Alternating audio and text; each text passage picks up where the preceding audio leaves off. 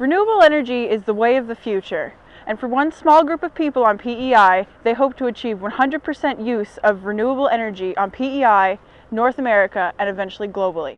One of the main sources of renewable energy that we focus on is wind power. Matthew McCarville, a member of the small group of people pushing for 100% reusability on the island, says that wind power has many more advantages than disadvantages. When switching over to wind power, people want to know what the differences are going to be.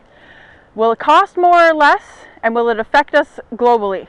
If you look at the U.S. states with the most wind on their grids, compared to those that don't have any or have very little, the states with the most wind have actually gone up the least in their electricity price compared to the ones that have the least amount of wind. People always say that wind drives up the price, but you have to ask yourself why those states with the most wind on their grid have the most stable fuel prices.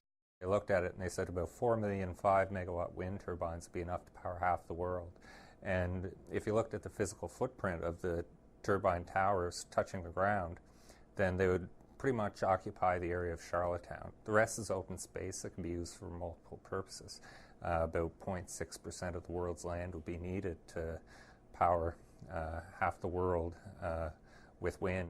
McCarville said if we can get the government and society on board with the move towards 100% renewable energy use, we can have all of North America running on reusable energy in a very reasonable amount of time. We think that it could be done by no later than 2050, that we could have this kind of a system across North America, that's a reasonable goal, and that soon after, with improved cooperation, we could do this globally, perhaps within our lifetimes.